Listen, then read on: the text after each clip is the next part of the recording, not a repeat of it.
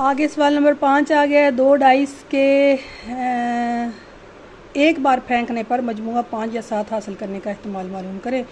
बिल्कुल वैसा ही है जैसा पीछे करके आए हैं। 2 डाइस हैं तो सैम्पल स्पेस की तादाद 36 हो जाएगी। फ़र्ज़ किया ए 5 का मजमूआ हासिल करने का है तो फिर उस हिसाब से हम वो लिख लेंगे जो इसमें 5 का मजमूआ देंगे। 1 4 हमें 5 देता है, 2 3 5 देता है, ठीक है इस तरह। और इनकी तादाद क्या होगी 4।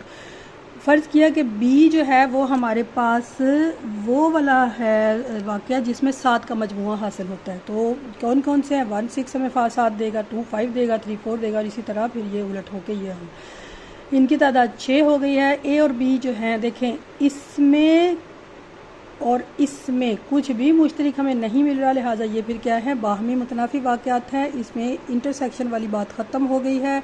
पी ऑफ ए हमारे पास हमने N of A over N of S मालूम किया, 1/9 आया। पी ऑफ बी हमारे पास 1/6 आ गया है। 5 या 7 हासिल करने का एहतमाल, तो या का लफ्ज़ हमें बता रहा है कि यहाँ पे हमें क्या मालूम करना है, हमें यूनियन मालूम करनी है।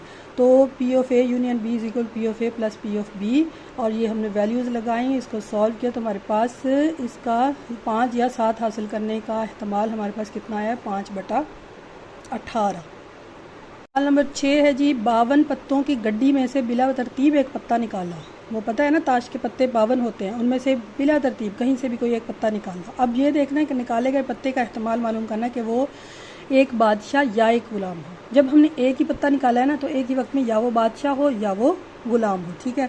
और दूसरा इसमें मालूम करना है कि ना बादशाह और ना ही कोई गुलाम हो। हमारे पास सैम्पल स्पेस की तादाद कितनी है, 52, क्योंकि 52 पत्ते हैं। गुलाम की तादाद कितनी है, 4। बादशाह की तादाद कितनी है, 4, ठीक है। तो फ़र्ज़ किया ए जो है वो वाक़या जिसमें बादशाह निकलेगा और बी वो वाक़या जिसमें गुलाम निकल सकता है। तो एन ऑफ ए हमारे पास जो है वो क्या है, 4, और एन ऑफ बी हमारे पास कितना है वो भी देखें, 4। हमें पी ऑफ ए मालूम करना है, N of A over N of S. Total sample space हमारी 50 है और इसमें 4 है, 4/52 बराबर आ गया 1/13। पी ऑफ बी हमने मालूम किया, N of B over N of S, ये 4/52, ये भी क्या आ गया 1/13। अच्छा जी, अब बादशाह या गुलाम निकलने का इस्तेमाल, क्योंकि उसमें अब कोई मुश्तरक नहीं हो सकता, क्योंकि या बादशाह निकलेगा या गुलाम निकलेगा, कुछ भी मुश्तरक नहीं आ सकता। तो ऐसी सूरत में ये कौन सा है, बाहमी मुतनाफी वाक़यात हैं, इसलिए यहाँ पे इंटरसेक्शन वाली बात नहीं आएगी। P of A union B is equal P of A plus P of B, हमने इसको रखा, सॉल्व किया, हमारे पास आया 2/13। अच्छा, लेकिन अब वो अगली चीज़ वो कह रहा है ना बादशाह और ना ही गुलाम हो। अगर ऐसा है तो फिर इसका मतलब जो हमने हासिल किया है ना पीछे, उसका अब क्या हो जाएगा, कॉम्प्लीमेंट। कॉम्प्लीमेंट के लिए P of A union B complement is equal 1 minus P of A union B. Values लगाई, एलसीएम लिया, सॉल्व किया, 11/13 हमारे पास इसका आंसर आया है। उसके बाद हमारा है सवाल नंबर 7। एक डाइस को 2 बार फेंका गया, क्या एहतमाल है कि 2 में से कम एक बार फेंकने पर अदद 3 आ जाए। यानी 2 दफ़ा फेंका है तो एक दफ़ा फेंकने पर जो है दोनों में से कम एक बार तो 3 आ जाए ना। फ़र्ज़ किया कम एक बार फेंकने पर अदद 3 का वाक़या है, तो इसको देखें 1 3 हो सकता है, 2 3 3 3 2 एक डाइस फेंका है ना, लेकिन 2 बार फेंका है। यानी पहली बार में 1 आ गया, दूसरी बार में 3 आ गया, या पहली बार में 2 आ गया, दूसरी बार में 3 आ गया, पहली बार में 3 आ गया, दूसरी बार में फिर 3 आ गया।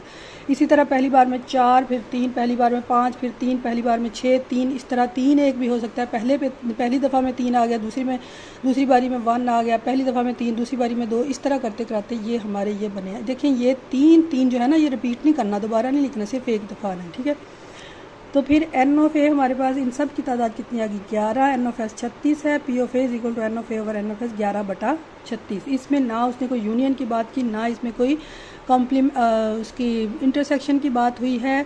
मतलब कि इसमें हमें इसी तरह बस इसको हल करके देना था, सिर्फ इसकी ही हमने इस्तेमाल, उसने एक ही वाक़या है और उसी का इस्तेमाल माँ का है, यानी 2 वाक़यों का यूनियन या इंटरसेक्शन की बात नहीं है, ठीक है। तो ये वैल्यू आ गई हमारी 11/36।